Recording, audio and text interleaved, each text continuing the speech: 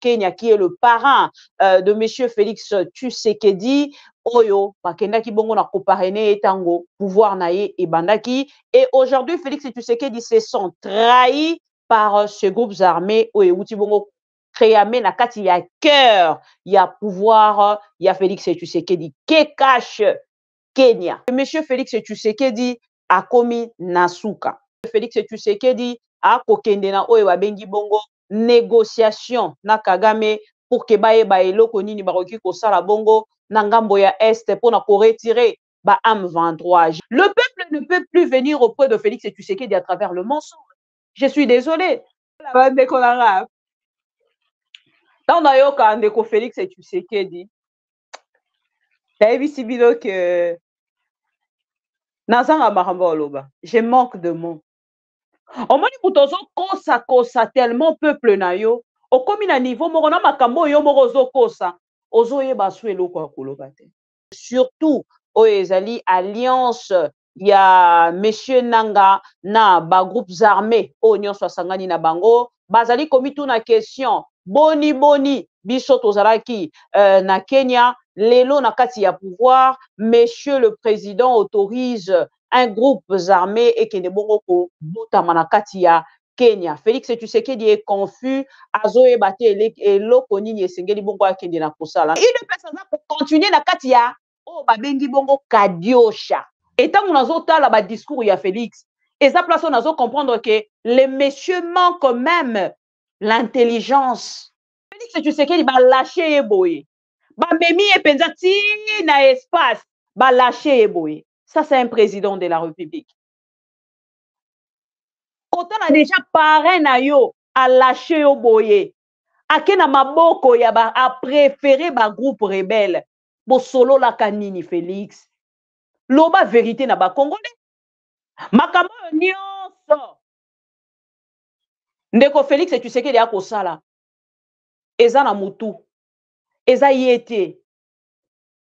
Aza pris par la dette morale. Un président de la République qui n'a jamais été considéré. Président de la République, moko ba respecta kate, ba voisin nyonso ba respecta kaete. Ba sala kae amour hypocrisie. C'est regrettable. Vous avez fait la honte du pouvoir, de l'opposition, pardon. Monsieur Félix a fait la honte de l'opposition.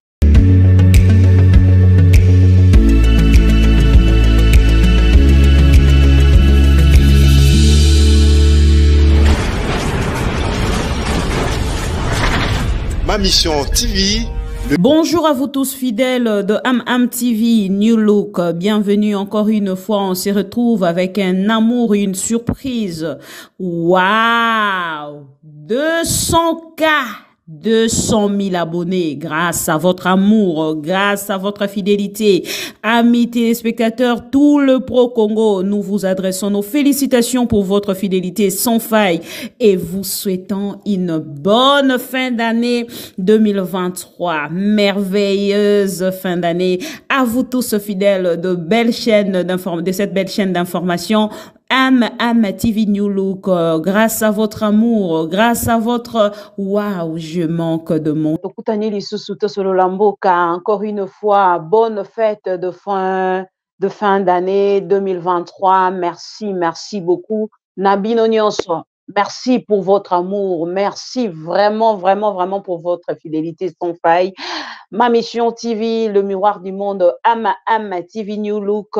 Topesibino merci parce que grâce à vous tozali susu na eloko akobanga te, grâce à vous to retrouver un amour vrai, c'est-à-dire lobi tozali kotala bolingo na ngambo ya famille, to kotala bolingo na ngambo ya tribu, mais lelo to constater que non, être au milieu de Congolais vaut mieux que nyonso otoiko luka lobi. Félicitations à vous parce que ça grâce Nabino de te retrouver l'Issoussou 200 000 abonnés et bah abonnement Nabino. Il faut natchango moi mounene hein parce que c'est vraiment bande konanga ba congolais voilà toti yango boye pour que bomona. Félicitations, bo prometa kinga, bolobaki maman bibi tokokoma. Lelo tokomi na 200 000 abonnés grâce à votre fidélité et confiance au Bossala. Nabiso, ma mission TV, le miroir du monde, maman bibi Kapinga,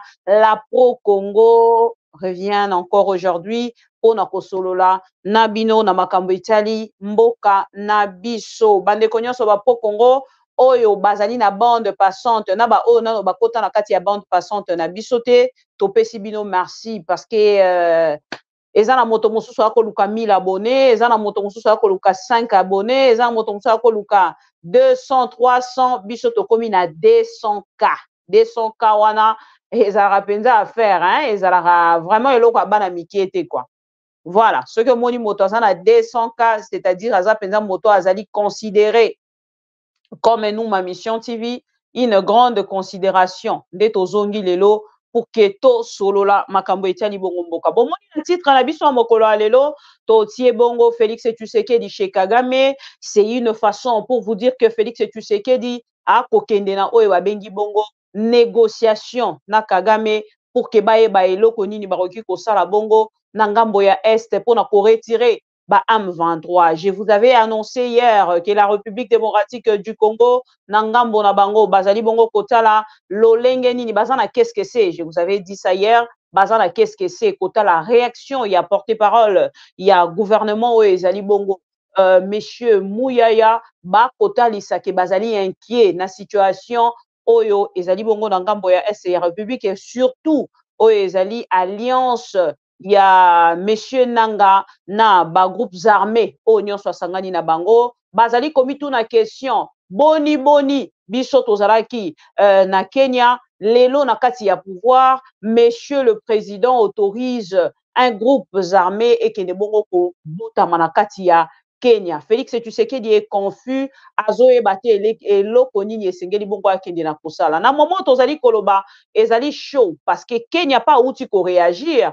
La République démocratique du Congo ekendaki na kobengisa ambassadeur kenyan pour na koyebisa ye monsieur vous nous devez des explications. Bolandaki même Mouya ya mokolo alobi Mouya ya atalisi alobi vous nous devez des explications concernant ces groupes armés qui viennent de se créer na kati ya Kenya qui est le parrain de monsieur Félix Tshisekedi oyo bakendaki bongo na koparene etango pouvoir na ye ebandaki et aujourd'hui Félix Tshisekedi se sent trahi par ces groupes armés oyo uti bongo créamé na kati ya cœur ya pouvoir ya Félix Tshisekedi que cache Kenya wana ezali question munene oyo natunaki na bakongolais nyonso o balandaka biso na bokebi na moment nazali koloba na bino esengeli tozonga na rappel monsieur Félix Tshisekedi azali na masimanimba tozotika ete candidat de nuit azali na masimanimba na moment tozali koloba bokoyoka ye azali kozanga te kopesa biso toujours ba promesse Félix Tshisekedi akei na ko inventele biso ba université oyo biso na bino toyebi te soki ezali kotongama wapi me ye moko apesi ba précision nayebisaka bino ke esika nyonso Félix Tshisekedi azali kotonga bozanga te boya kopesa biso tokozanga te koinformer na peuple congolais po peuple congolais ayebi te gouvernement ya Félix Tshisekedi tope Félix Tshisekedi bazali ko vivre na kati ya Kadiosha et Kadiosha wana biso batoto yaka ko panza yango ko bunza pour que peuple congolais afongola miso tozali na éveil. Maman Bibi, vous n'êtes plus professionnel. Oui, je reviendrai professionnel quand Félix Tshisekedi quittera le pouvoir. Ah ouais, c'est ça la grande réponse. Pour passer na to like vidéo, chers amis téléspectateurs, chers pro Congo, auto bande émission na biso en bonté, na moni bongo bauti kotindelanga ba vidéo moko ya monsieur Moïse Katumbi alobi na monoko mboka, alobi na minoko nyonso ya mboka atie message moko pona ba congolais, bokolanda yango, je ne sais pas chez moi, na yo ki santé, na ebité soki bino na banda ku boko yo kason, bokosala nga pe signe. Entre-temps, Martin Fayoulou Madidi a outi bongo ko annulé un voyage na ye ou ezalaki bongo prévu pour le 17 décembre 2023 pour na kokende bongo na Mwanda na Boma na Matadi boyebi tourner wana Martin Fayoulou alingaki asala na kati ya Congo central na moment o tozali koloba auti bongo ko annuler yango suite ya problème oyo azwi na avion oyo esengelaki bongo ekende komema bango. Alors amis téléspectateurs de Am na pesi bino lisusu merci poto na omona 200 wana, c'est pas l'affaire de petits hein. Ah, c'est pas l'affaire de petits enfants, c'est pas l'affaire de petits enfants. Ça là 200 000 abonnés. Ya.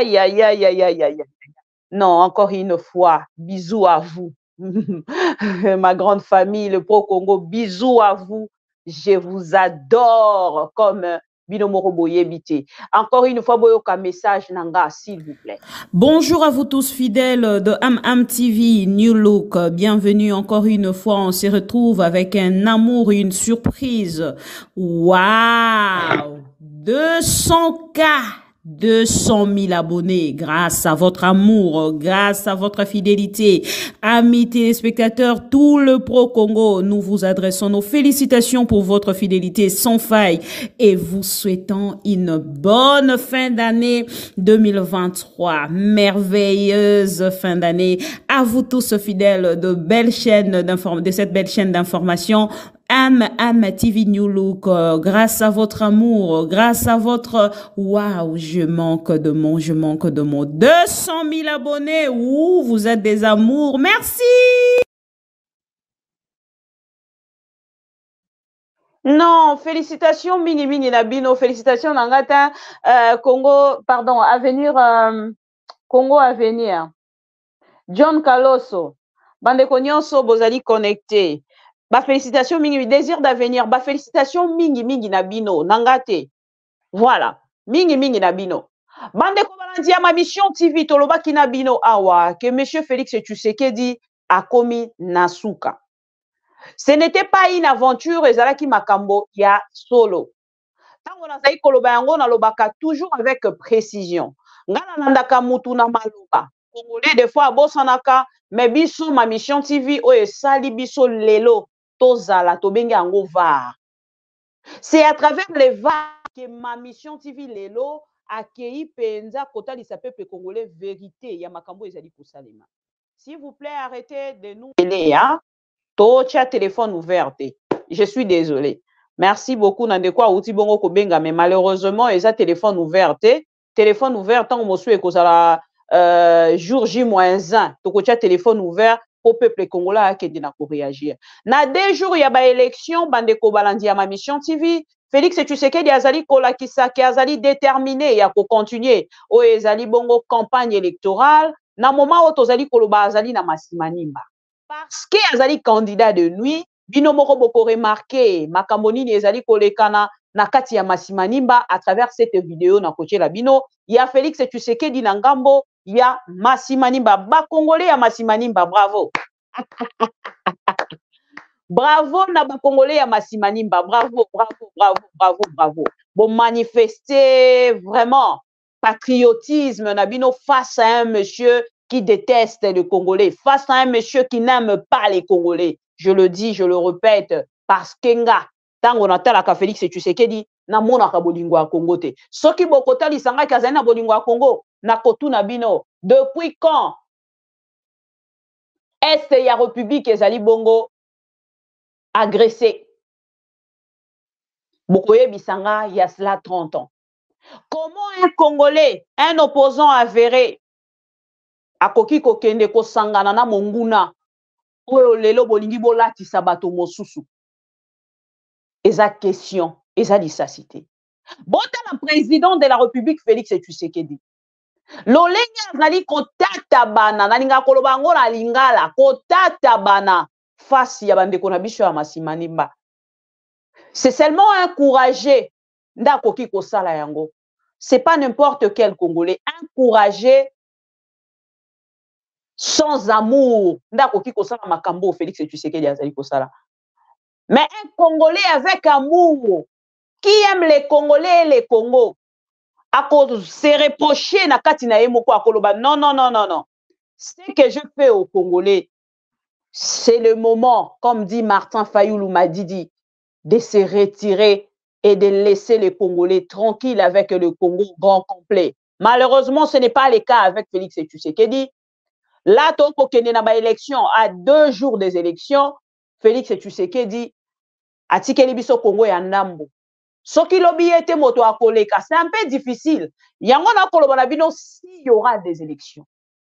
Parce que comme une invitation au batindeli Kabila et ko interpeller nga quelque part. Ezo pesanga ba question mark. Ba question mark. Et une personne pour continuer na katia oh babengi bongo Kadiosha. Là on vient de m'envoyer une vidéo balobi de pesa lobi oh non Moïse Katumbi azana ba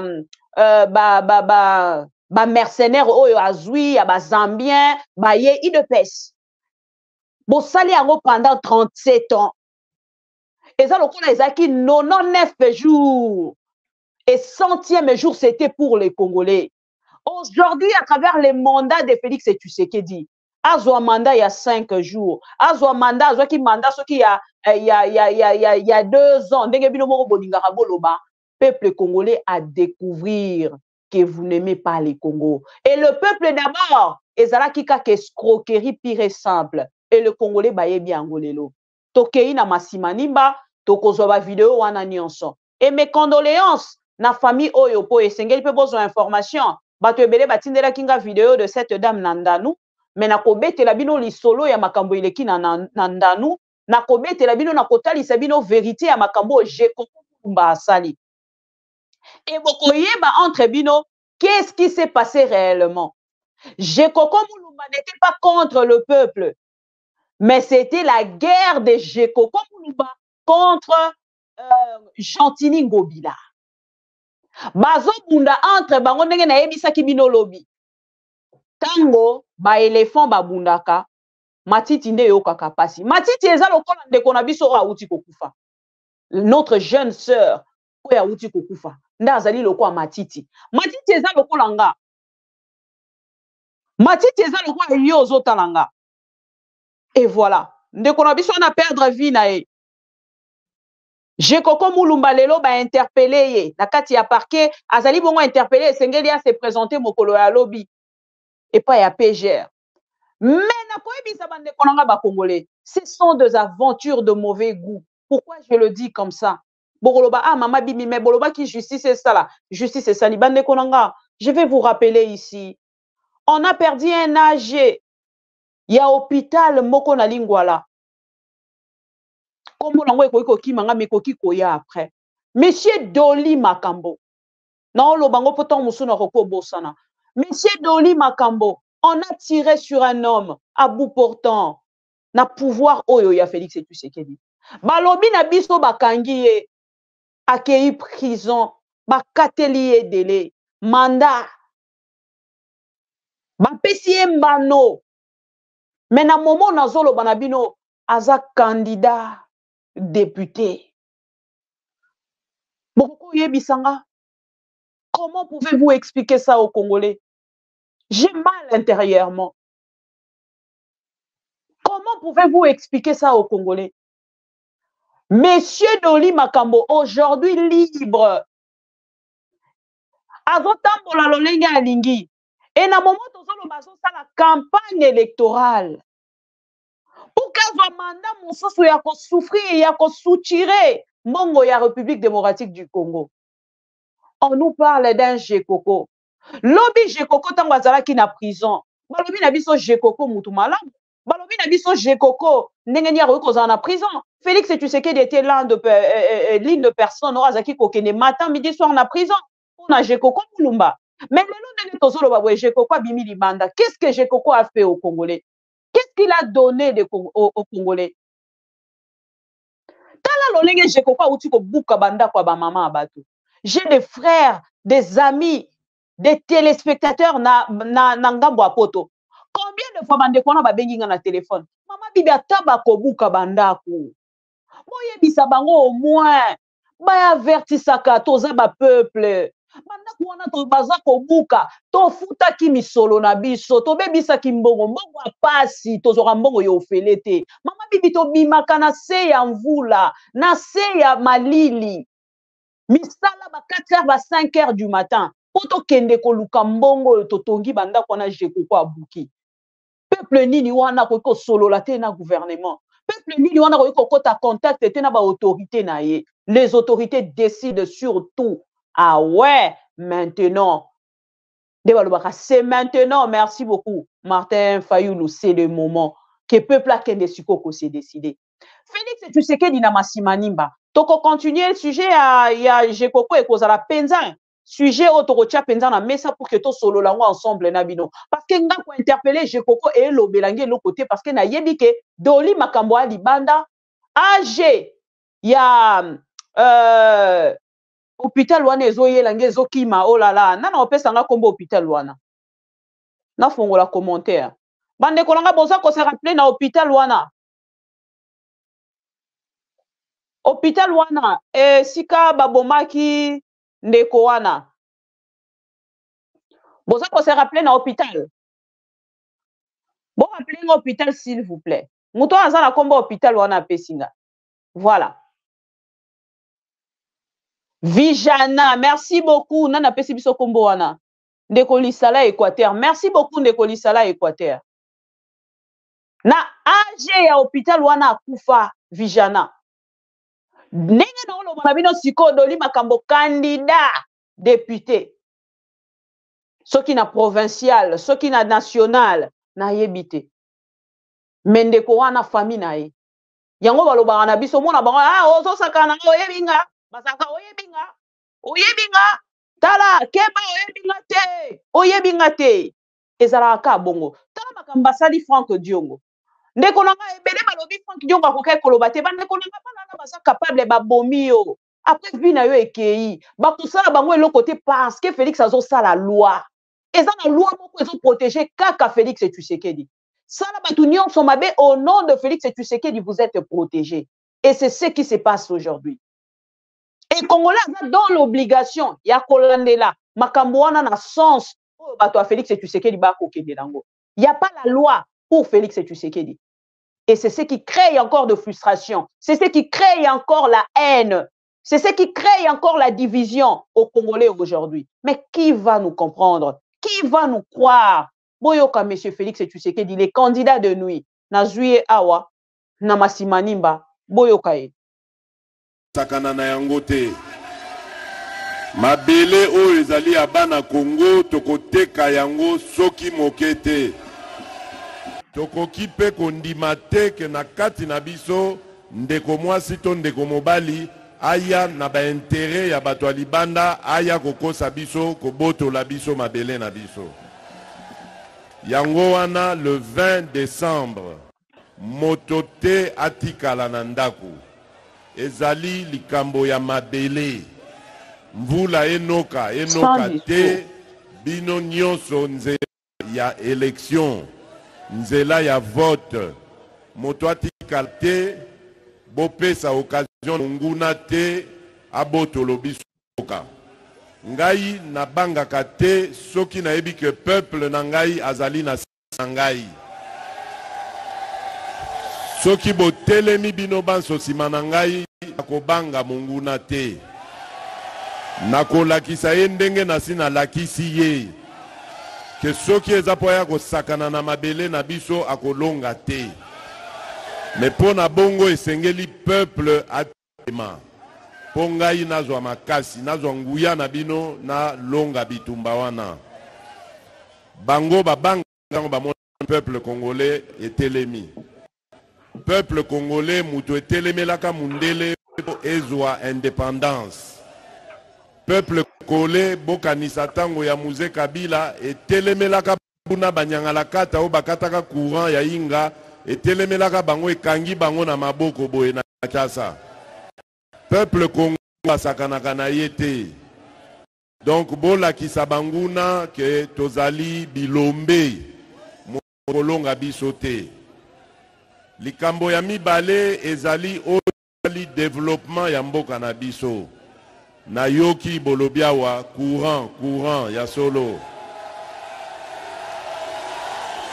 mais toza kaka na courant te tozali na likambo oyo ya banzela tozali pe na likambo oyo ya mai nyonso wana ezali na programme oyo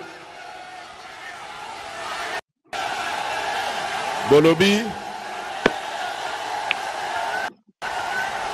Bolo nazogate.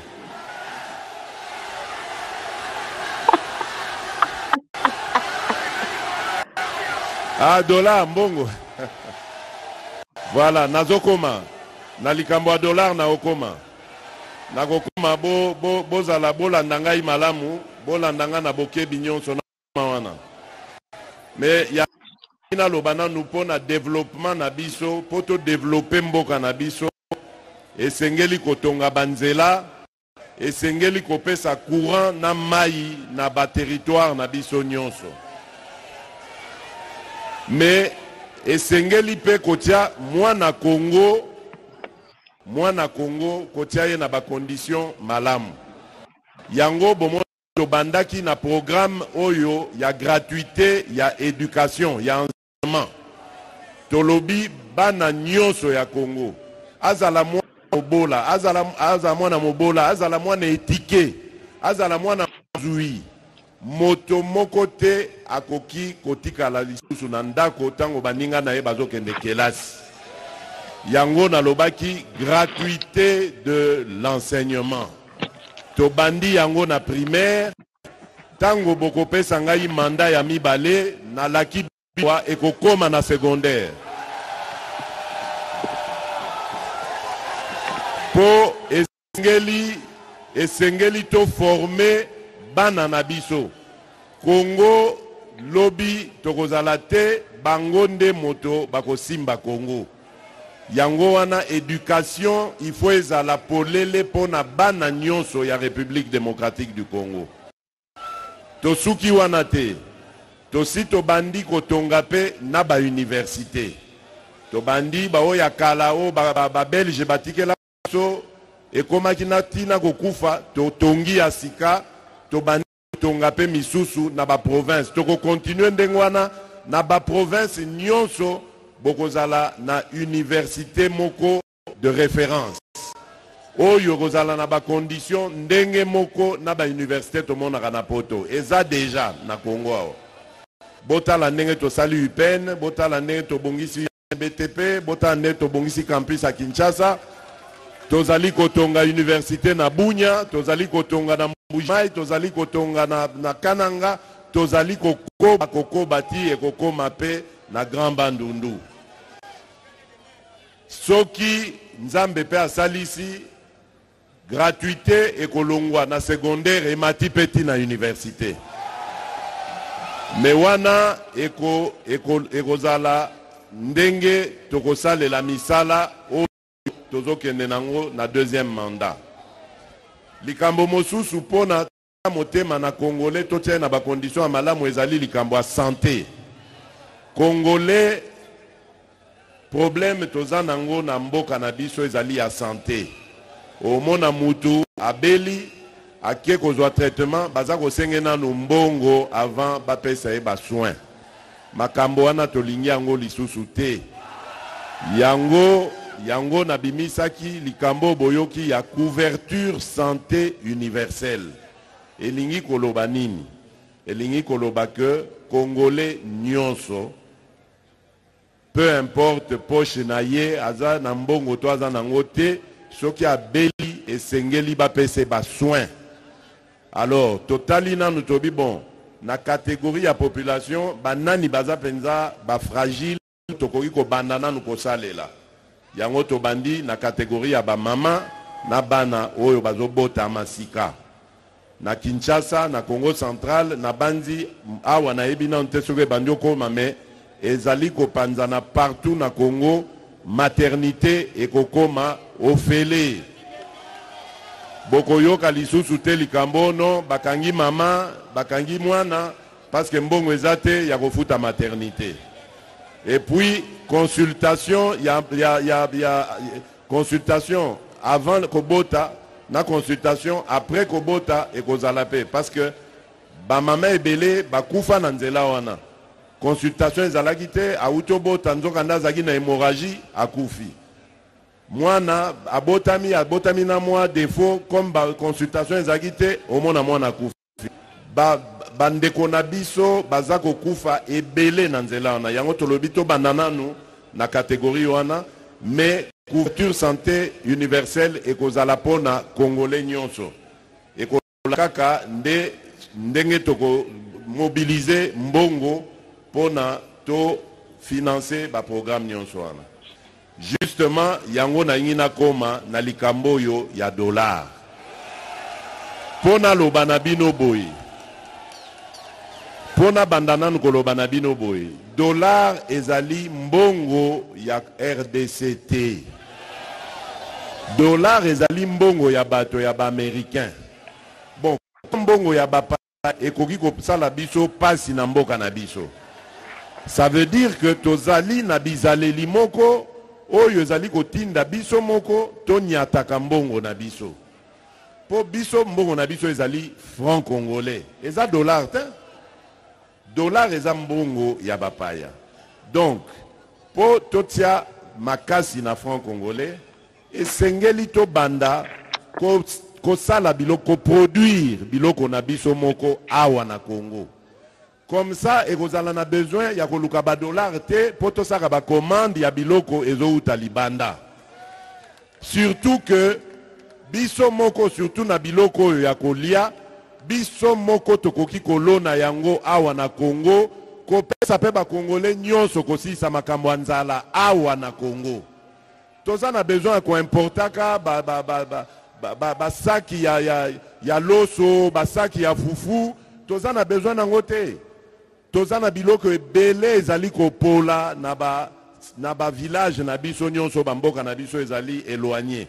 Eloko ezali koboma ezali nini? Banzela oyo ekoki kobimisa biloko wana eyaka na ba centre. Pe biloko wana soko ye na centre. Na centre ba jeunes gens lokwa bino bilenge basi bilenge mibali bozui formation na bino.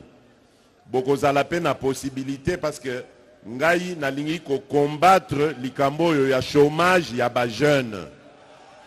Yesengeli ko bundisango makasi tosali ndenge nini?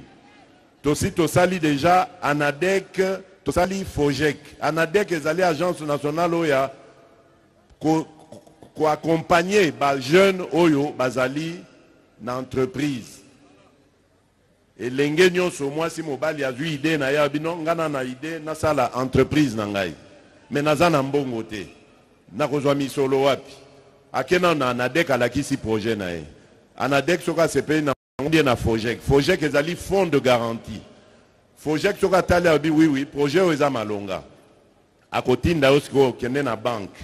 Banque akodefisa o misolo biso tozo peso garantie. Po boyebi ke banque avant defso misolo akosengo buku alopango akosenga yo eloko ozana ngo ya motuya abi bon yo simbisa ngai comme ça tant nga na odefso soko zongisi na botoli. Makamwane eza sute. FOGEC nde mutu azopesa garantie. Abi elenge mwasi oto elenge mobali oyo aza na projet ya malonga. Bopese mbongo abanda kosala mosala soki esimbi nga moko nazali na kozongisa mbongo wana.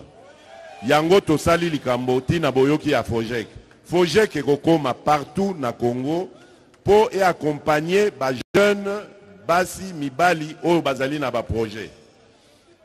Po justement tango tokobanda kosala ba production wana na agriculture mingi ba jeune bakozwa ba idée ba transformer ba produit wana.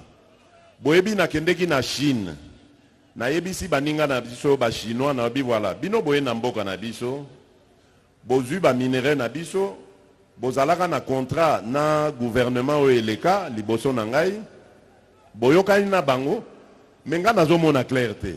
Bino bozo kende kaka bozo bonga bozo zwa mbongo biso Congo bakolo biloko tozo zwa rien. Alors nga na lingi partenariat ya ndenge wana te il faut to sala ekoma gagnant. Na yebisi bango na bi voilà po toza gagnant na lingi soute que bozo aka minerai pa na biso boke ko transformer yango pa na bino. Boko transformer yango na Congo epesa misala na bana ya Congo. Po chaîne de valeur wana banda na mabele ti ekoko ma produit fini na nzela nyonso wana misala ezali. Yango nde epesaka ekonomi makasi. Ndenge pe tokosala na agriculture. oloni totiata anana anana wana il faut ekoma fruit ekoma plutôt jus jus pour esalema il faut industrie ezala il faut courant mai ba travailleur bazali basali compagnie ya jus il faut ba boîte esalema donc moninga mususu ya kozwa idée asala ne compagnie asombi ba machine ya kosala ka ba boîte il faut ba emballage ezala moninga mususu ya zwi idée mosala na ye kosala ka ba emballage.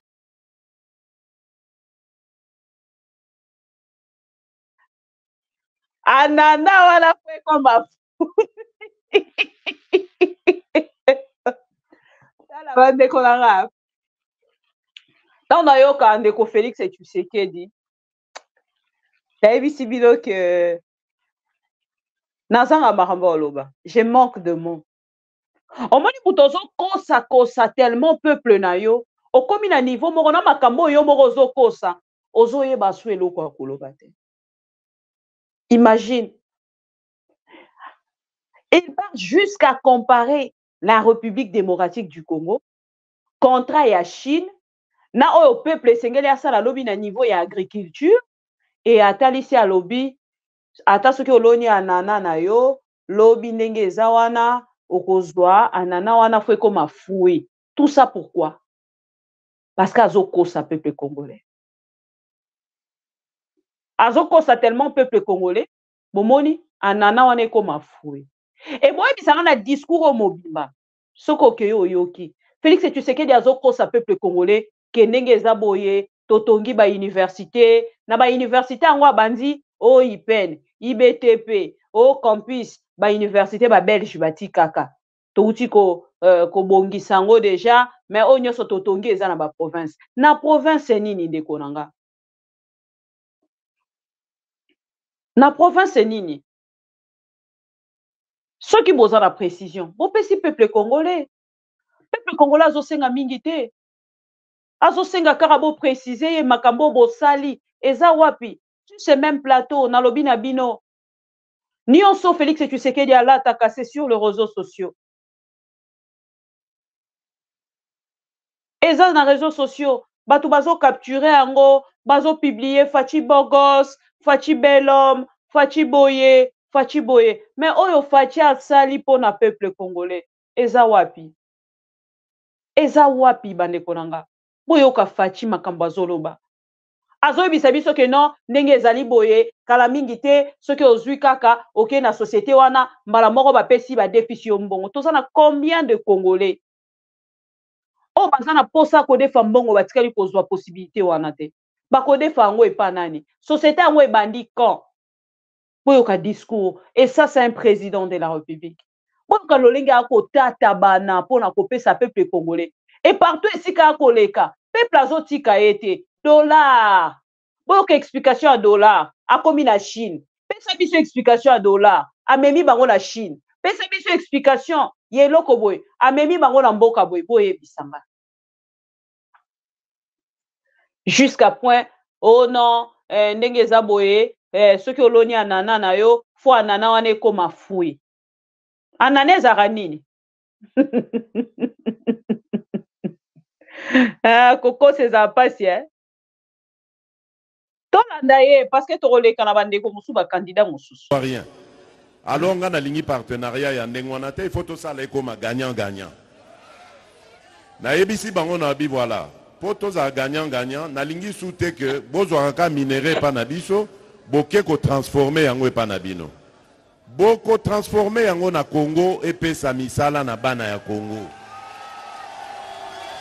po chaîne de valeur wana banda na mabele ti ekokoma produit fini na nzela nyonso wana misala ezali yango nde epesaka ekonomi makasi ndenge pe tokosala na agriculture oloni totiata anana wana il faut ekoma fruit ekoma plutôt jus pour esalema il faut industrie ezala il faut courant mai ba travailleur bazali basali compagnie ya jus il faut ba boîte esalema donc moninga mususu ya kozwa idée asala ne compagnie asombi ba machine ya kosala ka ba boîte il faut ba emballage ezala moninga mususu ya zui idée mosala na eko saka ka ba emballage donc bozomo na biloko nyonso wana nde ezali kopesa misala ezali kopesa activité économique et tozali pe na besoin te que olongwa masimanimba okende kaka kovanda na Kinshasa po obanda kozwa misala ya ndenge wana yango boyokaki programme na biso oya développement ya 145 territoires mosala na yango wana na ba territoire ya République démocratique nyonso du Congo nyonso tozali na yango 145 et sengeli topesa courant mai banzela po ete tango ba activité wana ekobanda l'État aza susu na tina te que apesaka misolo mbongo ekouta kaka bokomona ba produit moko boye soit ananas soit masangu soit manioc made in Congo produit à masimanimba baza koteka ngo na Chine baza koteka ngo na poto nde eloko ngai naza koluka po na Congo na ngai et puis nayebi ke ezali possible naza koloba na bino ba rêve te po to bandi kotia ba instrument wana na nzela ndenge na lakisi bino ba institution wana ANADEC FOGEC nyonso ezali FPI ezali FPI boyebi yango Fonds de promotion industrielle ba mama lelo baza na avantage ba mama soki projet na FPI lelo bakopesa bino misolo na to moko ya moke pokoka kozongisa yango moke etungisa bino te nyonso wana tozali kosala yango po ete tokokisa etumba tokoka etumba etumba oyo ya chômage bandeko na biso bakongole bakoma kotelengana ebele bakoma bakuluna kikuluna oyo akanaki te botala ebele bakuluna ebele tolokotaki totindi bango na kanya makasese bake koyekola mosala ya bilanga misala ya maçonnerie ya menuiserie lelo bakomi ba bâtisseur bazotonga mboka lelo bakomi osalela bana kelasi baban bakomi otonga banini tozosala na bango baprojet ya kobanda kosala basite ya balogement to bando loger batu na batalo moko ya bien donc bozomona que Congo bien ezali totombola yango mais po totombola yango esengeli biloko mibale ya liboso eza nanu kimia monguna aya kotungisa biso te et puis ya mibale ezali mosala ndenge na lakisi bino toko créer misala po ba congolais basala na misala wana nde mbongo ya kotonga Congo ekobima toza na besoin ya kokelela te na mboka na biso Congo eza na bomengo ebele la preuve c'est que bomonaka tous les banguna wana baza kolinga Congo po bango bayebi eloko eza na mboka na biso nde toza distrait heure moko tokimi bamboka na biso tokende na biso kobata makuna na bamboka bapaya po na eloko te alors que totiki bomengo epa na biso yango ndenga na lingi tosala na bino bopesa ngai deuxième mandat tokosala na bino mosala ya kotonga mboka voilà bana mboka bana masi likambo ngai nayaki koyebisa bino lelo bopalangana te le 20 décembre ezali likambo ya kotonga mabele na biso bopesa occasion na monguna alonga biso te tokende biso nyonso na élection sima na yango tobanda kobeta masolo ndenge naza kolakisa bino ya kodevelope mboka na biso nazali koloba makambo ya lokuta te po biloko ezali ebele botala partout na Congo bilembo ya makambo naza koloba ezali ebele ezali nde kosenga kaka mwa mikolo c'est-à-dire deuxième mandat pona kokisa makambo na sina bandi yango ngai nasengi ndingisa na bino nasengi lipamboli na bino po ete tokoka kokende liboso elongo. Est-ce que boyebi numéro oyo boko voté le 20 décembre Boyebi numéro? Numéro nini? Numéro combien? Combien? 20, voilà. Alors, le quoi boyebi 20. Nazo senga bino pe susu boy. Ceux qui bosili si ko voté 20 comme candidat président, bo voté pe bananangai na législative nationale, na législative provinciale et puis na locale.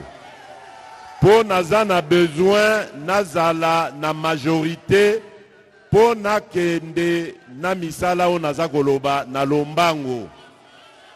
Pour ceux qui naza na majorité te tokokweya lisusu na makambo yo toyebaka na 2019 boyebi susu. Tosali 2 ans tozaka ko rond-point. Pendant 2 ans tozaka ko rond-point. Pour majorité o ezalaki wana ezalaki kolinga kosimba ngai te. Alors tant on a ko balola yango na fin 2020 le temps totia gouvernement na 2021 toye kotikalaka na bambula mimbale oyo tosali mosala nyonso bomoni bilembo nyonso oyo. Mbalo yo topesa lisusu occasion na batu wana te. Bopesa ngai boponela ngai bana na ngai oyo ya malonga bazali awa po bangonde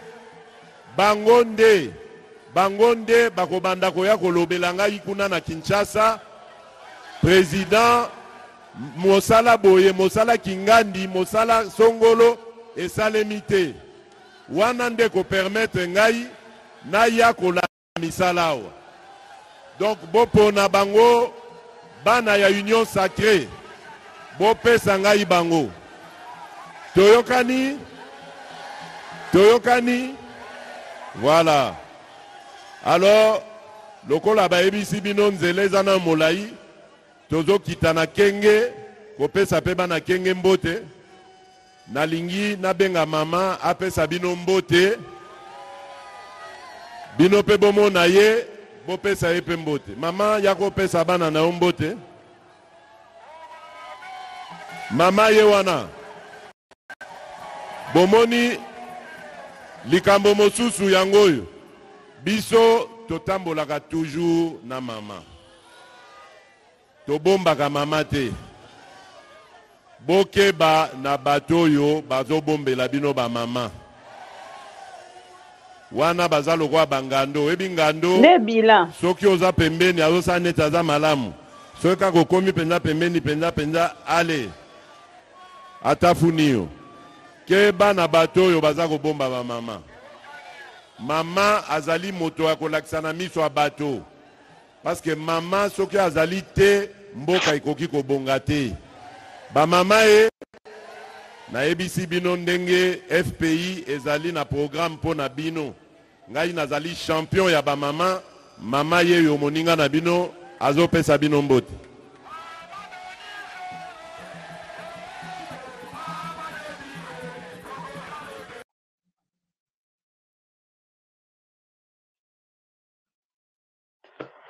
Voilà. Nangena la Sabino boyo kabino moko Félix Tshisekedi. Vraiment lelo moté malange simbami nati ke la bino discours wana en long pour que boyo kabino mo. Solo bina kata bolo ba mama bibi okati achaka kara be extrait bino moko tong boyo ki Félix Tshisekedi. De quel côté on peut donner un deuxième mandat à ces messieurs? De quel côté? À quel niveau? Bande konanga tong na ibisaka bato ebi na saka na sengo solo ki Félix Tshisekedi akoloba kaka makambo nga la loba na ba congolais. Sur ce plateau, je vous ai déjà dit que Félix Tshisekedi n'avait pas de bilan à présenter au peuple congolais.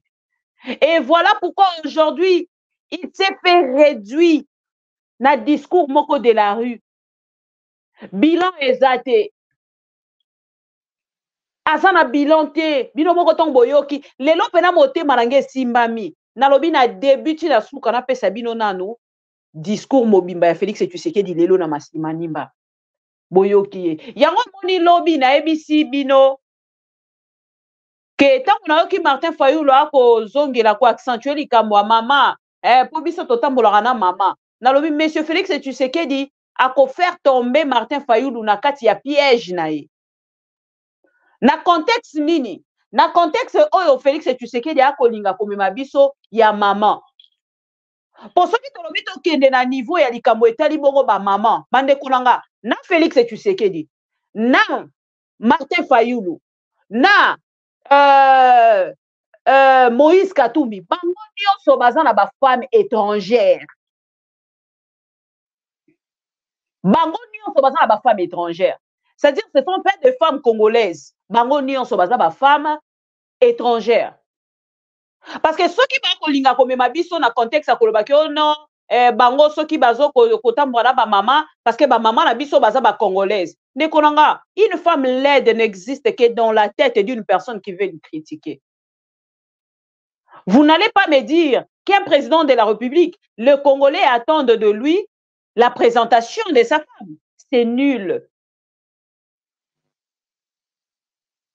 C'est nul. J'ai apprécié Félix Tshisekedi. Boyoka discours. Oh non, ana mboka na biso makambo nyonso ezali ceux qui ekamu isakanga ndenge na mona bandeko na biso musu ba congolais bake kovanda na bango na poto. Félix Tshisekedi a fait combien d'années en Europe? Combien d'années? Quand est-ce Félix Tshisekedi a ke kozo information ke na mboka na biso ni toza na richesse, toza na nyonso okoki kovanda na kati ya Congo?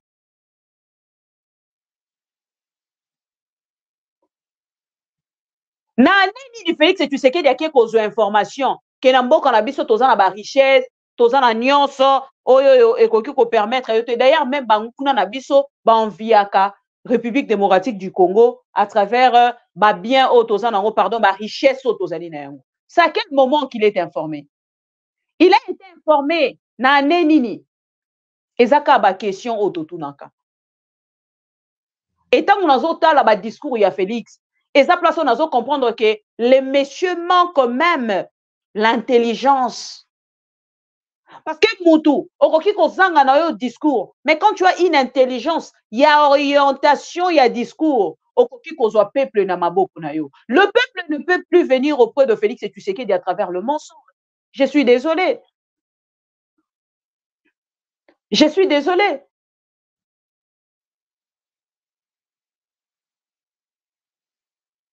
Qu'est-ce que le peuple congolais va faire avec les femmes de candidats présidents? Moi, si Akatumbi va présenter Bissoye, va présenter Bissoye, à cause la nini, cette femme qu'on nous présente, bon, c'est la nature la bino une vidéo. La femme que Félix Tshisekedi nous présente, Moïse Katumbi a outi koloba na biso nini. Alobi na biso que likambo etali attendez, hein, nature la bino parce que ils a mieux. Moïse Katumbi Outi Koloba, yeso qui a commis président de la République, et Sengeli ba kende ko supprimer eloko babengi bureau ya conjoint. Oh, Félix Tshisekedi a créé na Mama Denise. Mama Denise obiso tozo bete la maboko. Aza na bureau mobimba na kati ya présidence. Oyo ba futa kaemi solo na mbongo ya trésor public. Elle est passée sur un plateau de télévision. Akoka même pas ko défendre rien. Moto Félix Tshisekedi à côté le Melabiso lobby, je préfère encore Koyoka Félix Tshisekedi à ça la kana Mama Denise na kati ya présidence. Je préfère encore un président qui n'a pas de femme. Loko Noël Tchani. Loko la pasteur Théodore Ngoy. Je préfère. Parce que le passage ya Mama Denise na Top Congo émission ezakuna boke de kolanda intégralité émission wana. Ba posa une question wana.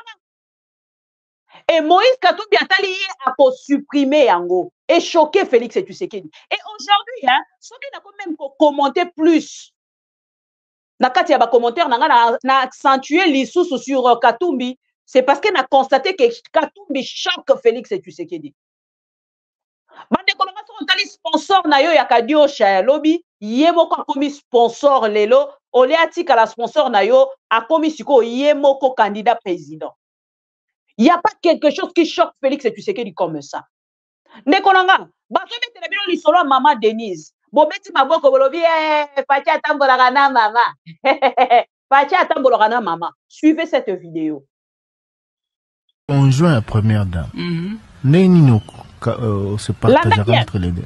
En fait, bureau, il y a, enfin, je veux dire la personne de la première dame. Ça, c'est autre chose. Donc, c'est l'épouse du chef de l'État. Et je suis entourée mettons des cadres de la présidence au Baïdakanga, Bazali détaché pour Baïdenga pour mener mes actions. Dans cadre bureau conjoint et bureau conjoint président. Oui, dans cadre bureau conjoint parce que n'oublions pas Nazala Kapé na association des premières dames d'Afrique. Donc il y a tout ça, c'est ceux-là qui m'accompagnent pour savoir ce que je peux faire pour m'aider dans mes idées, dans mes projets. Et fondation, c'est ça que je disais, ça structure mon corps, tout chacun en place pour ça la action sociale, allez, je veux dire ma formation, tout ce qu'on peut faire auprès du peuple. Et aider aussi, je veux dire, comment je peux dire, la population allez, c'est comme, enfin je peux dire, c'est pour matérialiser aussi mes visions. C'est par la fondation. Voilà. Est-ce que bureau de la première dame, c'est ça. Bureau du conjoint. La fonction, Moussa les Ani, Mikolo, on a des contacts. Par exemple, là maintenant je viens de recevoir par exemple l'ambassadeur Yachine qui est venu avec un courrier de la première dame de la Chine. Azoko porté moi aide par rapport à la situation Covid.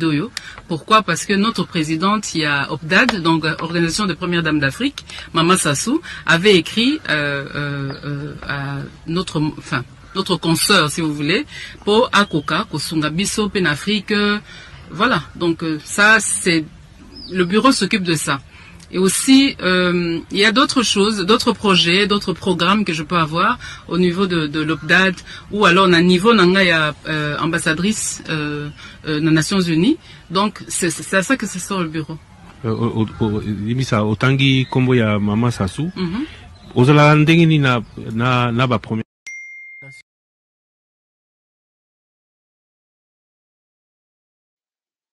Bon retenir nini? Bino bato siko bozoya oyebi na yo te baye biso omoni biso totambolaka na mama omoni mama Denise ndenge aza na lobaka français tango bolandi bino moko explication à Mama Denise, qu'est-ce que vous avez compris? Bon retenir nini? On retenir nini na discours à Mama Denise? Et on nous amène sur un terrain, il y a distraction.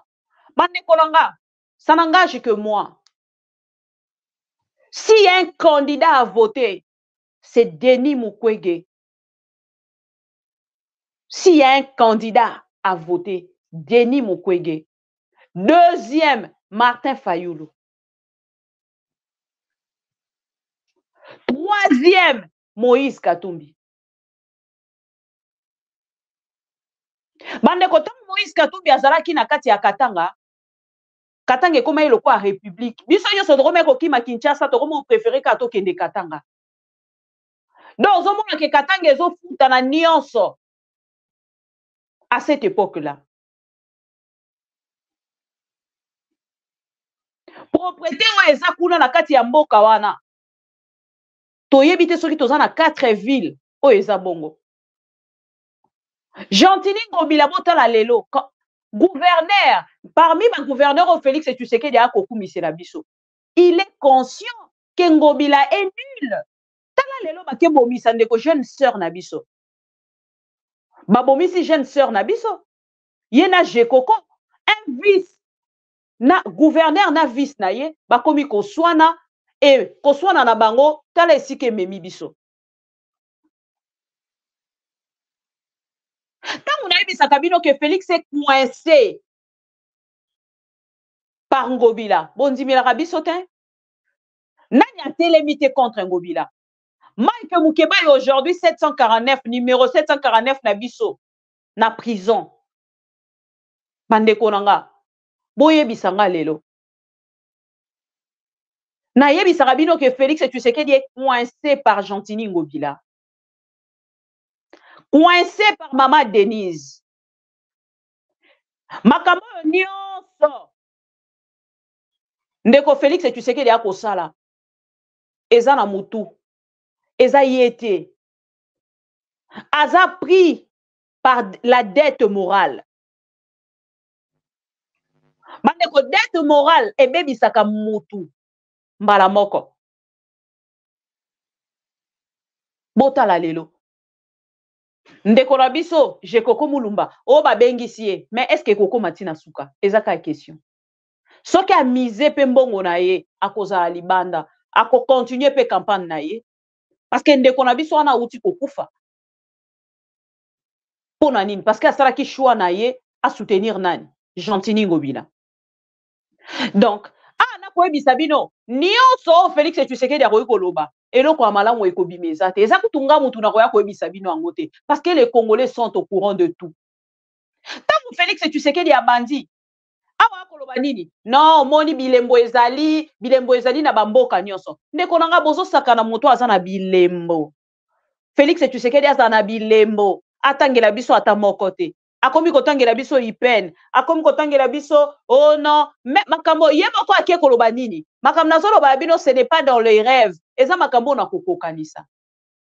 Il a les idées. Bandeko wana to ko bossa na yango te. Félix Tshisekedi a des bonnes idées pour la République démocratique du Congo. Mais nous c'est pas ça kana ba rêve. Omoni a rêvaka omoni ne Congo ezaboye na linga eko omoni to beta ba masolo bandeko na biso musu bazaka soka bendi matiti ando omoni ngande na zabo efona tonga ndaku moko nde Félix Tshisekedi azali. Et peuple congolais nyonso azali informé dans ce sens. Bino moko botala. Topandi koloba likambo a voyage. Félix Tshisekedi a ko voyager. Ba voyage a Félix Tshisekedi ezali ko sunga te. Alobi o non, ndenge ezali awa, ba voyage na ye ezali ko sunga. To komiti na suka. Félix Tshisekedi ba voyage na ye pesini na Congo. Et le côté, mais il arrive sur un plateau de télévision. Seul plateau, seul candidat. Oya kendaki na kati ya be émission a Bosembe. On a humilié Bosembe. Mwana na kozongela ngo ata jour J-1 na kozongela bolanda explication ya makambo Bosemba sibir face ya ba candidat président. Pona nini parce que a milongola valeur na ye o azaki na yango atali mbongo epesaka mutu valeur te. Boshab lelo alandi mbongo akomika. Mikolo to na dansa Boshab, dansa ba professeur Karaboy. Dans sa Boshab. Toi, Kaboy, il faut t'obéir avant de silisa. Bolanda Félix Tshisekedi. Obi o baloba likambo voyage ezande kozanga koyeba. C'est normal, baza aux affaires te ngamunaza na cabine ya pilotage. Ngamuna yebi. Makamuni ne le kana mboka pourquoi il faut na bima. Et na kogoloba déjà que kobima o na bima wana nde sauva Congo. Na ba crise oyo bomoni to traverser oyo ya ba Covid na ba Ukraine. Pourquoi Congo a résisté? Grâce aussi na soutien à ba partenaire na biso.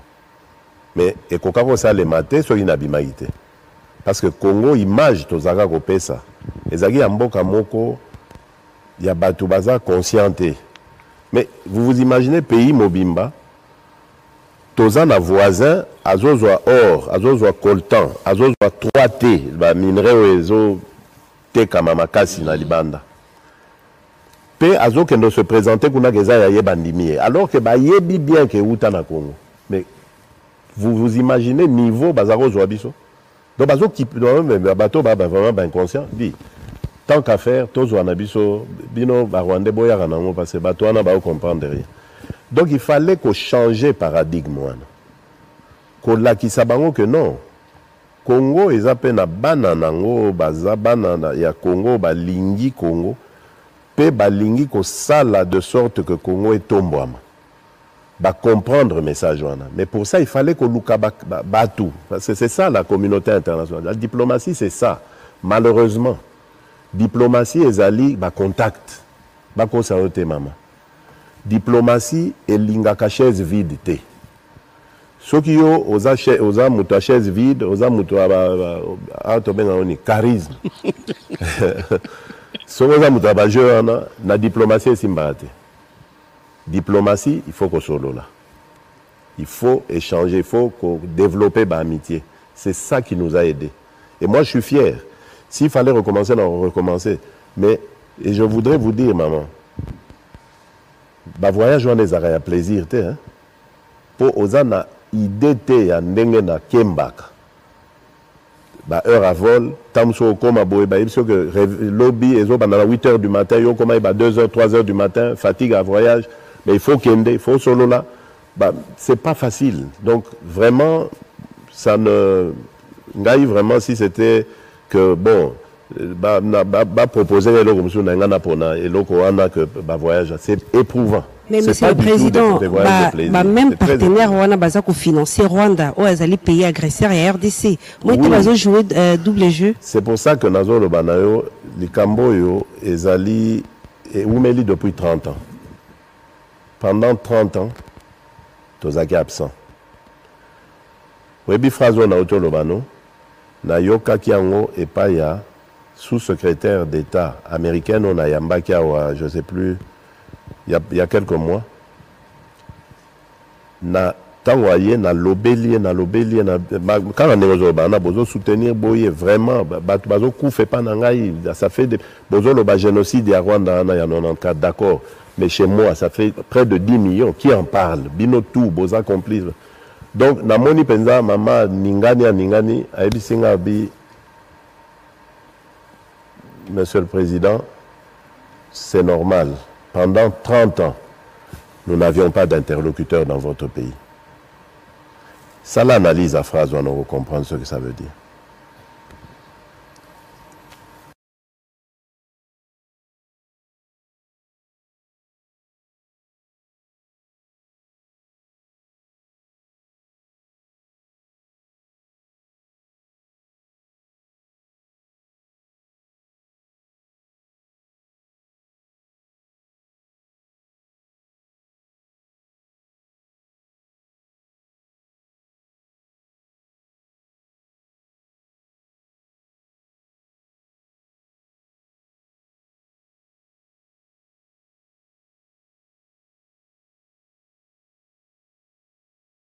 Voilà, pour excuser nga nazali ko bongisa vidéo ya ba candidat mosusu pour que bolanda bango, mais je pense que toroya na deuxième numéro et puis na téléphone ouvert pour que bandeko ba participer parce que awa Félix Tshisekedi makambo à lobby bino moko boyoki. Là il défend même ses voyages. Donc Félix Tshisekedi atikali kosala eloko ya mabete. Atikali kosala eloko ya mabete. Donc Félix Tshisekedi il a tout fait pour les Congolais. Donc peuple congolais nyonso oyoyo alandaka Félix Tshisekedi. Donc peuple congolais Félix Tshisekedi bilan na ye eza largement positif selon ye moko. Kaka ye moko muto ayebi avantage ya voyage na ye, kaka ye moko muto azui ba bénéfice nyonso na kati ya makambo na ye oyo asali. Donc Félix Tshisekedi a fait. Donc na nyonso biso tozoloba ko, pour Félix biso to ba yini na ye tolingaka ete. Parce que ye moko selon ye ayebi kaka ki asali.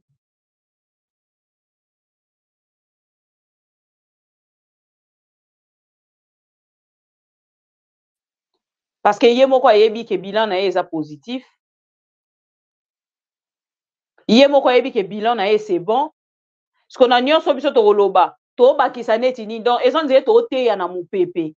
Makambo to loba ezokende nango kabwe. Une très bonne question. Une question très pertinente. Monsieur le Président, ba partenaire aux osier misela biso wana. Baza ko sponsoriser. Donc même makambo na Félix Tshisekedi ayebi yango te. Yo kasi ko Félix alobi non boyo kana confusion monsieur le président zotambola nango. Ye moko asali 5 ans. Mazo yebisa biso ke auti ko solola na mwasi wana ayebisi ye que non dans les 30 ans vous étiez absent. Dans les 30 ans vous étiez absent. Mais Félix a fait 5 ans. Présence na ye na kati ya pouvoir. Pendant 5 ans oyo ya a représenté peuple congolais. Basali nini pona Congo? Basali nini pona Congo? balobi nini pona Congo. Moto moko azotelemela ba étranger, mazo senga ba étranger lisungi. Aboyi ba étranger, mazo talisa ke non ba étranger nde sengeli basunga biso poto dispatcher ba kit électoraux. On parle de quoi? Mukwege, candidat des étrangers. Mais c'est la même personne qui dénonce les candidats des étrangers, qui part encore, qui répare chez les étrangers pour demander de l'aide. On parle de quoi?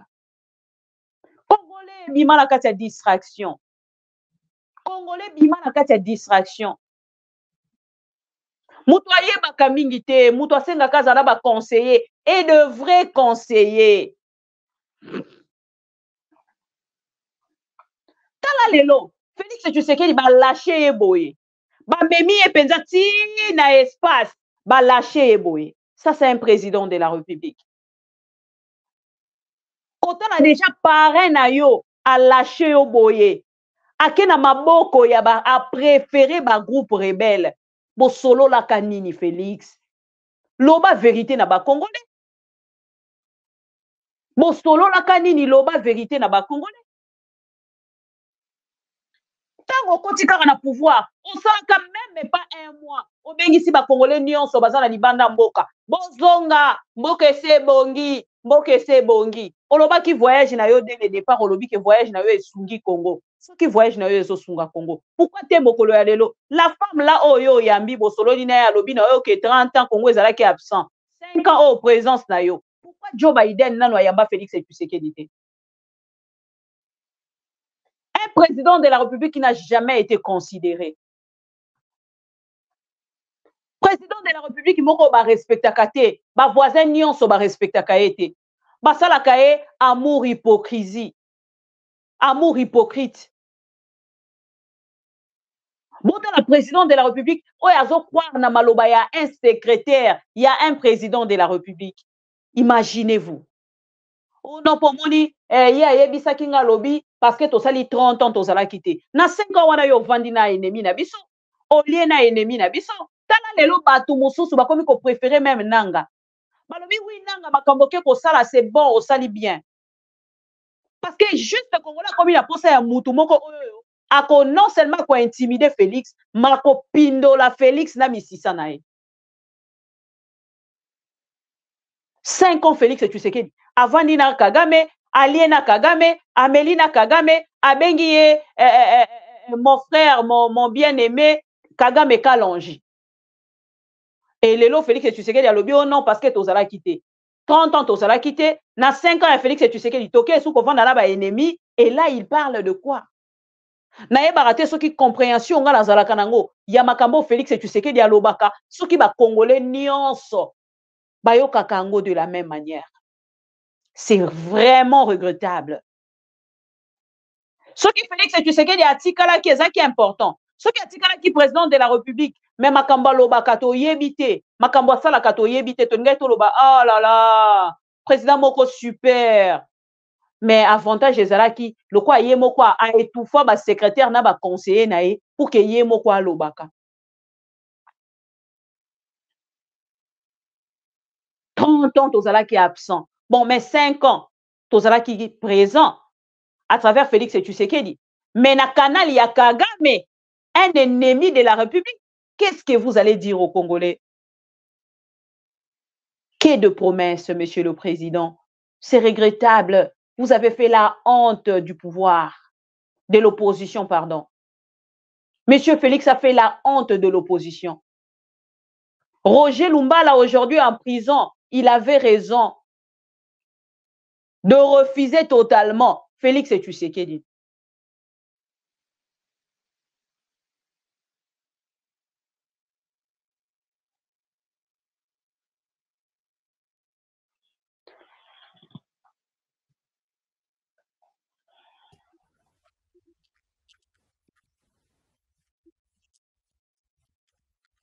Voilà. Ma vidéo est autant à pas ngate. Nazaki na besoin na tia yango pour que boyoka ba message ya Katumbi malheureusement ezotanga te pananga. Voilà, ezotanga te. je suis désolé. Nayebi te o wapi ekotanga. Mais je suis désolé, nayebi te pourquoi, mais tokomona yango. Bande konanga tozoloba à 2 jours des élections. Lelo toza les 17, lobi les 18 et puis les 19. On a compté 2 jours wana. Il nous reste que 2 jours pour que tokende na ba élection. Monsieur Kadima, ake kopesa lisusu interview mususu na BBC. Na BBC, Monsieur Kadima alobi nini? À 2 jours des élections, Monsieur Kadima a pesi interview. Et na kati interview wana, na kolinga, ba Congolais bayoka, makambo nini alobi. Parce que makambo a expliqué, alobi o non, abengisi ba presse wana nyonso, pour qu'il y ait longola o etali rumeur. Mais Congolais, est-ce que boza ko retenir na ngambo na bino que Monsieur Kadima, na ngambo na ye, ayebisi biso ke ba élection ezali le 20 décembre.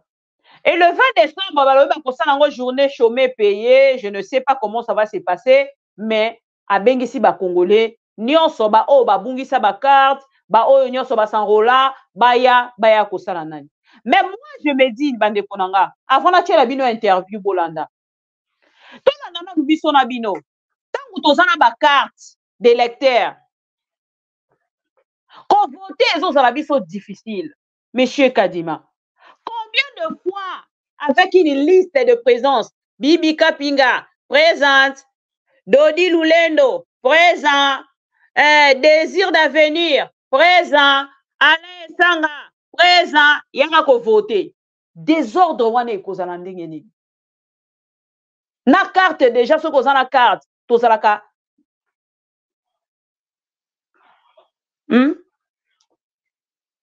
ndeko na biso mo azoloba son eza na nani son na nge ezoyokana no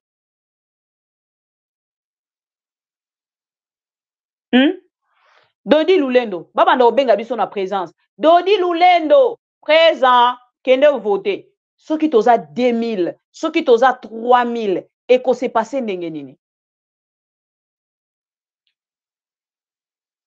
eko se passer ndenge nini ezaka ba question otozotuna. Et monsieur Kadima pense qu'il va résoudre le problème, il y a son nakati ya nini, et pardon, le problème il y a ba élection à ko résoudre yango, na nini à ko résoudre yango, na ko salaka ba interview, na ko pesaka ba interview na télévision, nde monsieur Kadima ko kene ko résoudre le problème des élections. Bande konanga, batu ebele balobi yo banda ki koloba élection ko salate, ndeko, je suis une personne o naza kotala par rapport ya ba contrainte nde na kokende ko tirer o ezali ba analyse nanga. Mais soki bino nanga mula bino ezo choquer bino bolimbisanga. Yango na ko tuna bino kaka. Totikali na 2 jours. Extension, ça va. Parce que monsieur Kadima nazo a besoin na kenda atapa na ye, atapa médecin na ye na tuna soki aza ko zoyer tension. Kadima, tension, ça va. Parce que nazo tala makambo ba élection o ndenge ekokendele. Bande konanga totikali na 2 jours. Onu nano apesi biso te otosengaki ye. Angola oyo moko yango moni batuni Félix Tshisekedi. Monsieur Félix Tshisekedi. Ba partenaire ozali ko siemisa bazali ko sponsoriser ba ennemi. Est-ce que vous le dites par orgueil pour Congolais mona que vous faisiez quand même quelque chose ou vous le dites juste parce que vous voulez impressionner les Congolais? Alobi non, yango ba uti ko rassurer nga balobi nanga tozala ki absent. Mais bon, même 5 ans, il y a Félix Tshisekedi. Il n'est pas au content. Mais tout balingi biso to compter Félix Tshisekedi qui a sali 5 ans. Et na 5 ans, il a fait des choses. Pendant que il n'y a pas que 5 ans, on a sali l'autre côté. Parce que 30 ans, tozala qui présenté na extérieur, il y a pays. Mais ba voyage na aidé. Aidé nani donc. Azo tche biso na ba confusion moko na mutu. So que bien na mingi, on comme appelle dingue. Félix Tshisekedi a rebebisa au mutu. Parce que ba discours azoloba, makambo azoloba, yo moko so ozotala, ozo constater penza que non. Ces messieurs ça ne va pas. Tokei sikoyo na discours ya Kadima. Bato élection est dans 2 jours. Bonne chance. Mais élection l'élection nini? Question mark. Parce que ceux qui ont constaté que ça sera les élections plus chaotiques que non dans la République démocratique du Congo. Et ça sera très difficile de voir les choses dans le contexte où ceux qui sont fanatiques.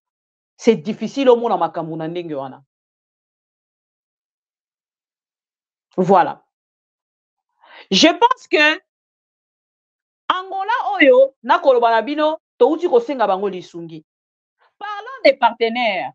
Angola zali moko ya bato o akendaki kovanda na situation ya makambo etali est ya République. Pona bato baza informé te. Boyebi lelo tokoma na accord ya Nairobi na accord ya Angola. Bakoma ko rappeler na Félix Tshisekedi ba accord wana mibale. Accord ya Nairobi na accord ya Angola. Angola, capitale na bango ezala su nini? Désir d'avenir. Capitale angolais ezala su nini?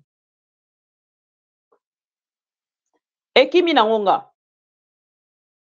Capitale angolais ezala nini? Ekimi peko Fabrice Diangani. Voilà. Voilà. Bakomi ko rappeler accord de Luanda na accord ya Nairobi. Merci beaucoup. Merci beaucoup. Ekiminga papa marambebele na mutu. Merci beaucoup. Agent Sema. Senza, pardon. Bon, moi, bakomi ko rappeler na Félix Tshisekedi accord ya Angola na accord ya Nairobi. Accord ya Luanda, accord ya Nairobi. Pourquoi? Parce que Félix Tshisekedi a signé des choses. Oh, il a signature. Il a promis des choses après nanga monaya ko respecter les sous-soutés. Il a signé des choses très dangereuses contre la République. Il s'est rendu compte plus tard. Et aujourd'hui, la République démocratique du Congo est en danger. Félix a constat la confiance. Na oyo ezali, bamour ya hypocrisie bazo pesaï. Et excusez-moi de vous dire, il est même en danger. Il est exposé, Félix Tshisekedi. Na contexte nini? Akei na Angola, ake kwebisa Angola, ke na kozala na bino na kosala makambo nyonso, ake na Nairobi alobi la même chose. Et il n'a pas respecté. Lelo siko na ngambu na ye, ba kotalisa ye. Bomoni Nairobi wana kaka bango moko lisusu babaluki contre ye, ba signé na bango. Et dans tout ça, je ne sais pas. Je vois comment le gouvernement congolais est limité. Il se réfère d'un ambassadeur pour na kozwa explication ya makambo eleki na Nairobi.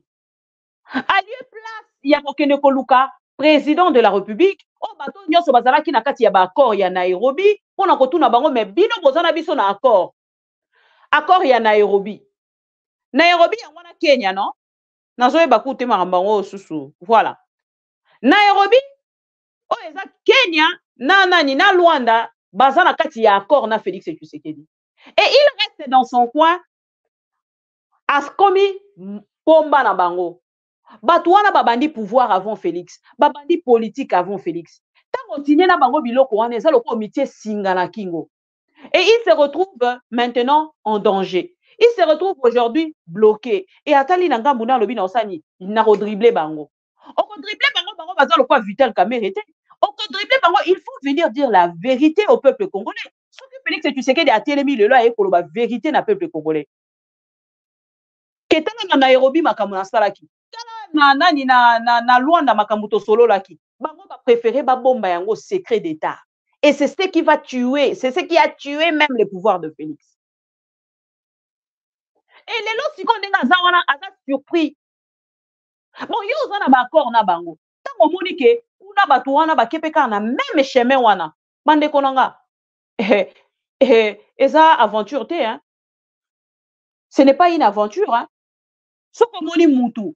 Oyo azalaki na ona kati ya ba faire eza lokwa makambo yo ya basi. Moi si opesi considération bali obotisi bana. Onali lobi omoni na tongo ami na yo fidèle. To ton frère ake azwi abotisi epe bana bande konanga eza na eloko mo esukisaka motema lokwa yango te. Félix est très blessé de savoir que Nairobi epesi force na bato mosusu et plus pire ba rebelle. Félix est vraiment traumatisé. Muto akosabino te azotambola maza ye te yoka muyaya oko comprendre que Félix est aza ye te. Et bazui monsieur oyo le président Esseni ba commissaire lokola une aventure. Oh non, il faut demander de l'aide na Angola. Gouvernement komeli Angola. Maintenant tilelo pourquoi ba répondre à bisoté. Bande konanga Angola na Rwanda ba koma ba ami. Je vais vous chercher des vidéos là demain. Angola a koma ami ya Rwanda. Ba uti ko signer ba accord pas plus tard que quelques jours.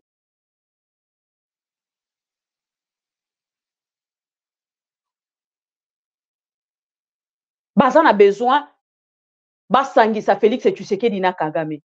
Parce que Koloba, Baouti Kosa a cessé les faits il y a 2 semaines. Si Félix Tshisekedi n'est pas en contact avec le Rwanda, na moment Oto Koloba Mama Jakina. Ce que Félix Tshisekedi a zali na contact na Rwanda te. Cessé les faits il y a 2 semaines. Et ça la mine. Félix est traumatisé.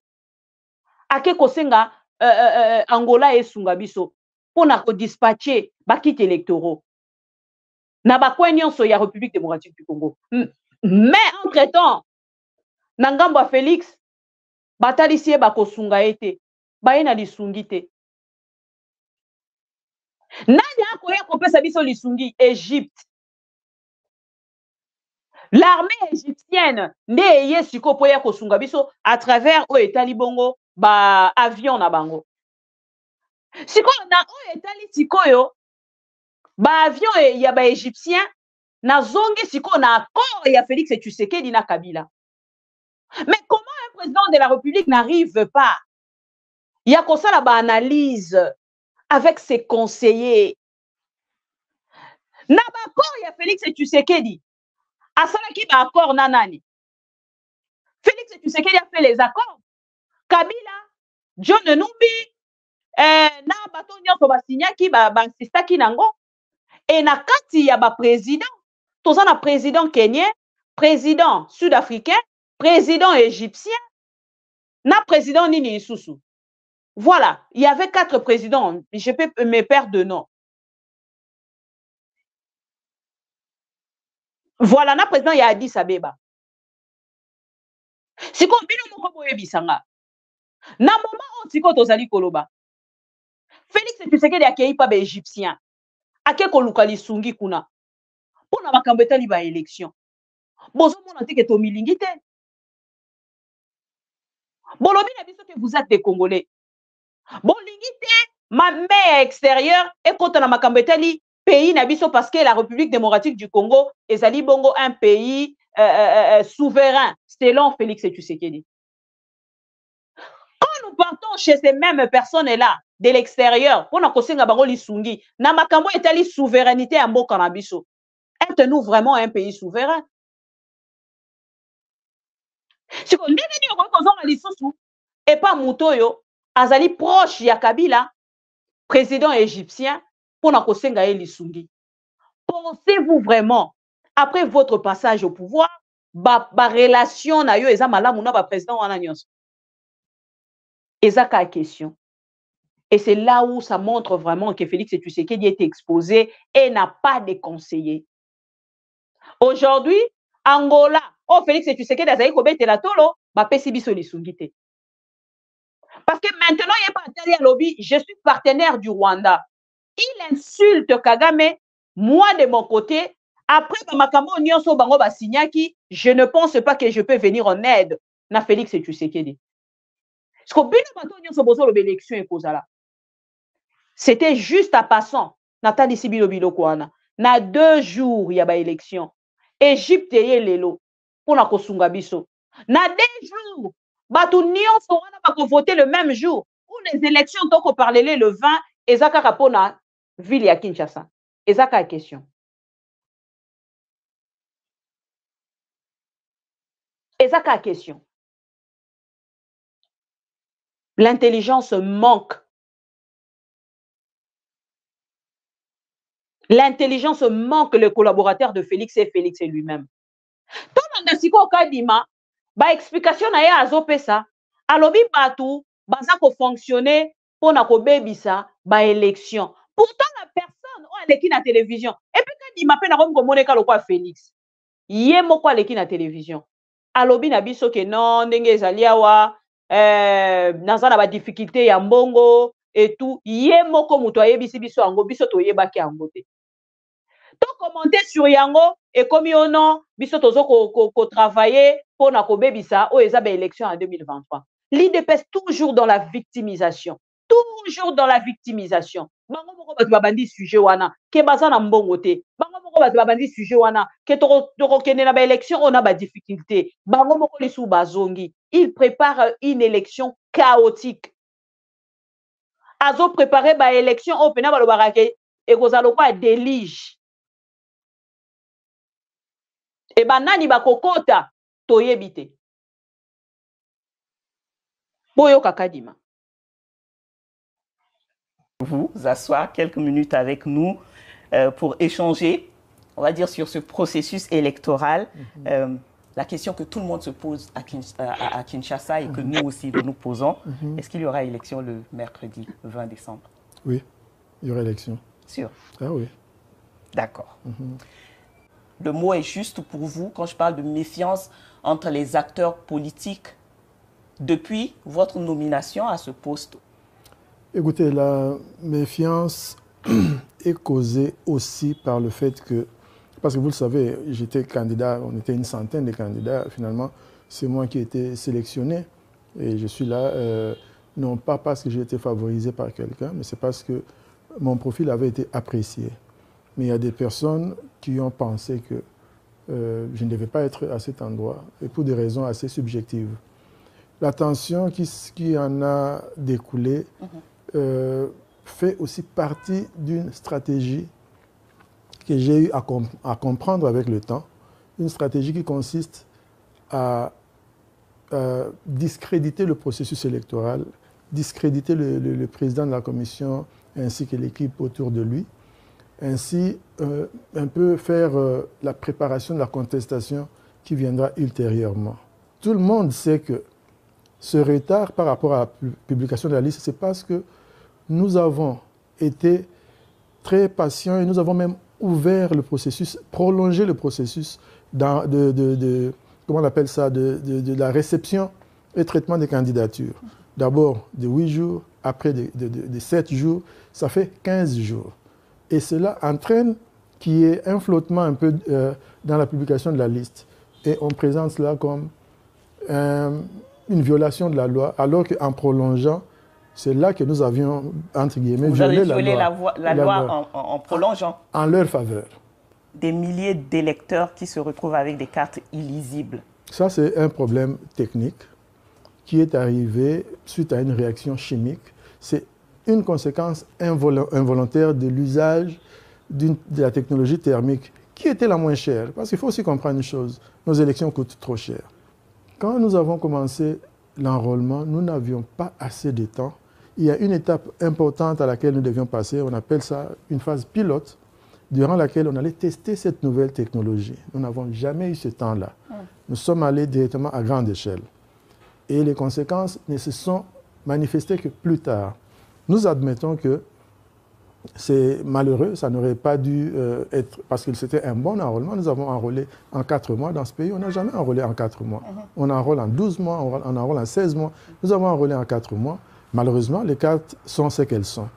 La loi dit qu'on est électeur quand votre nom est repris sur la liste des électeurs.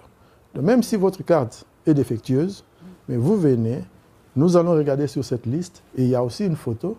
On va vous identifier, on va vous permettre de voter. Mais si la carte est illisible, qu'on ne peut pas lire le nom et que la photo n'est pas visible, mais comment on sait que c'est bien la personne? On verra le nom que vous communiquez et comme dans la liste, il y a aussi la photo de la personne, on va l'identifier.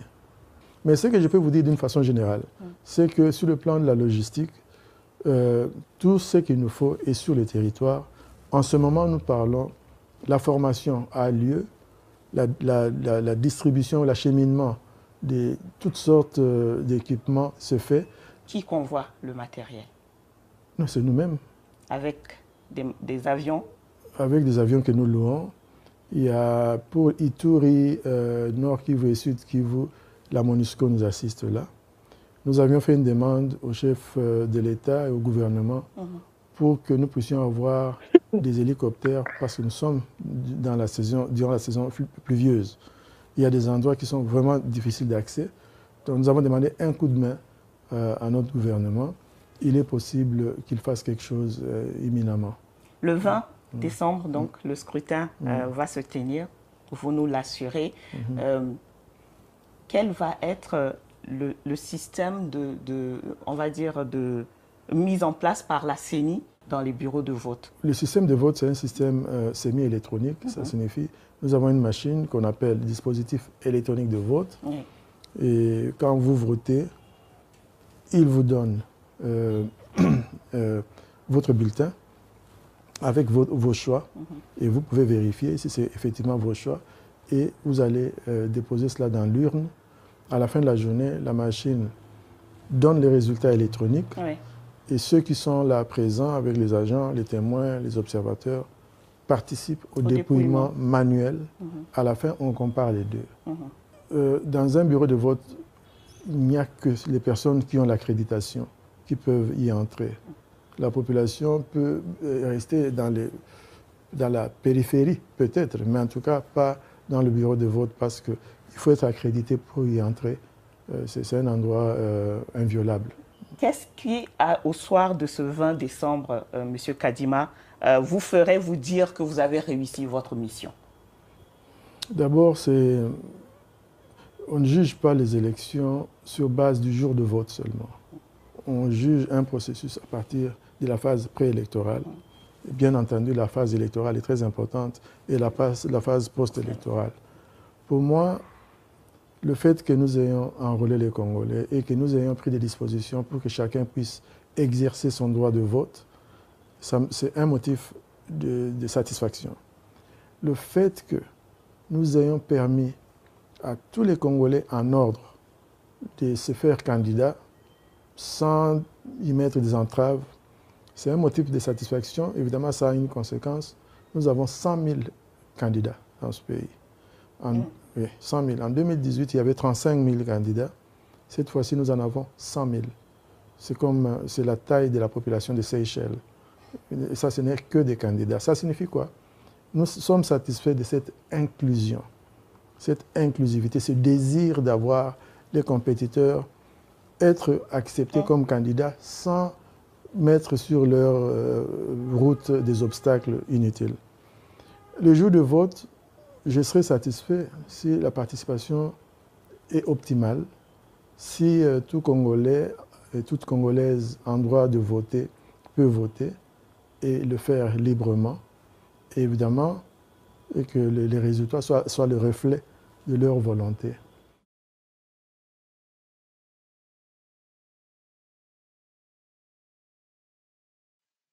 alekani wapi na BBC Afrique nde interview oyo nazwi bolandi bino moko boyebisanga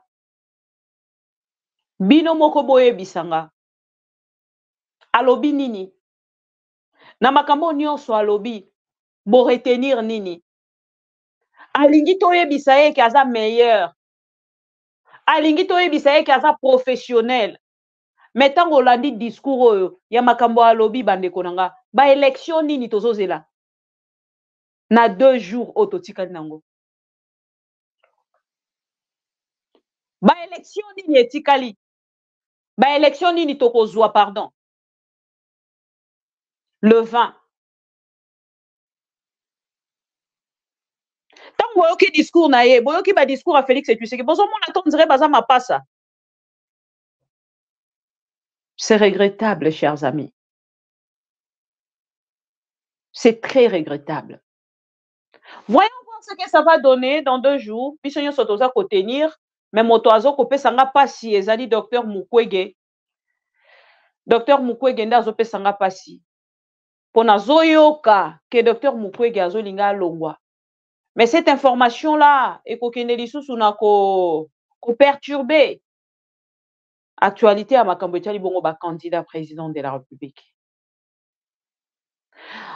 Nous allons revenir dans 30 minutes pour que Natia ba image ya ba candidat na biso et to continuer ko tia ba numéro ya ba candidat na biso et to commenter lisusu sur makambu ya nanga makambu ya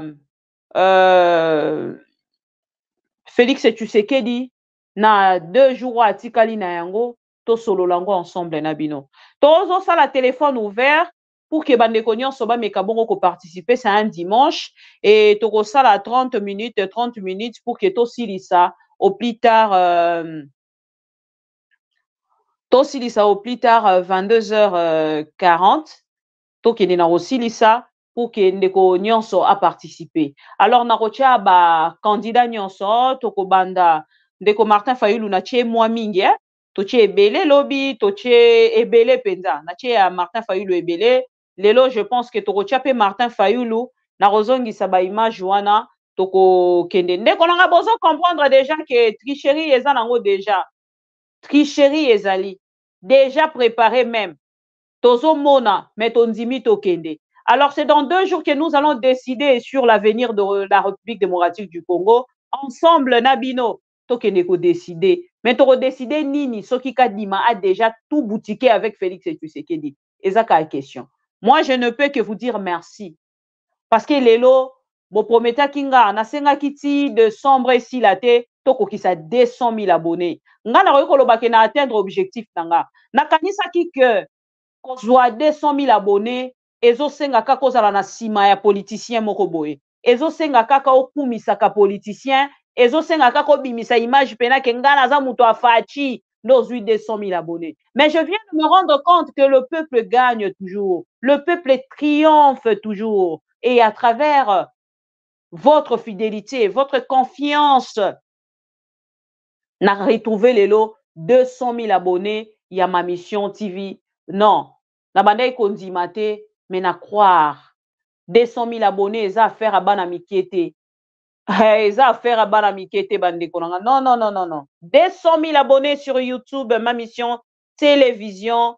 On ne peut que dire merci à tous les Congolais conscients qui aiment bien cette belle chaîne d'information. On se retrouve donc dans 30 minutes, téléphone ouvert pour na Bandekonyo so Balandarabiso, Balingarabiso.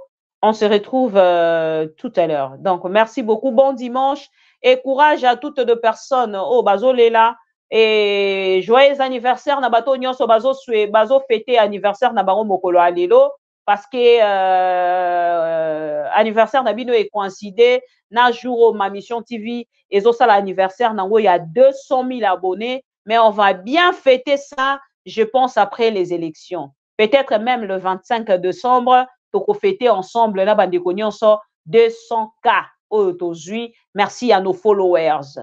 Merci, merci, merci de tout cœur. Je vous retrouve donc dans 30 minutes. On se retrouve tout à l'heure pour Natolanda, candidat nabiso président de la République. Bazala kiwapi, basali nini, balobi nini.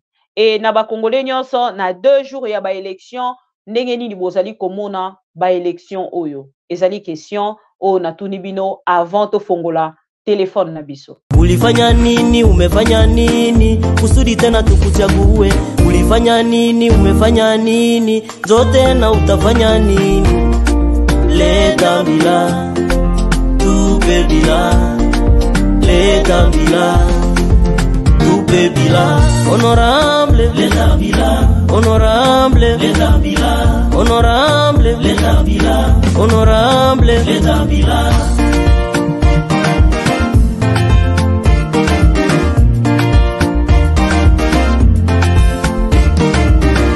Achana na majina za wenzako, sema vyako kama hukufanya kitu kuwa kimya kama hauna action acha mbongo kutukana wengine ile haiko ndo bila kutayataya wengine ile haiko ndo bila kupigana na kila mtu, ile haiko ndo bila. Honorable tupe bila, acha mbongo tupe bila, acha kutudanganya tupe bila. Honorable tupe bila, leta bila, tupe bila, leta bila, tupe bila. Honorable leta bila, honorable leta bila, honorable leta bila, honorable leta bila.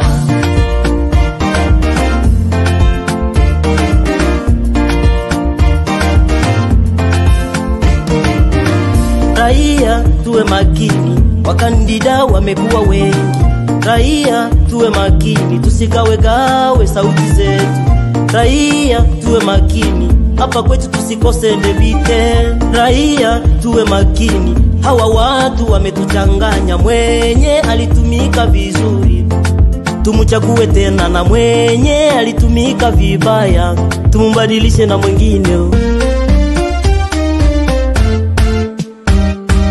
Mwenye alitumika vizuri tutamuchagua tena, mwenye alitumika vibaya tutatuma mwingine. Mwenye alitumika vizuri tutamuchagua tena, mwenye alitumika vibaya tutatuma mwingine. Mwenye alitumika vizuri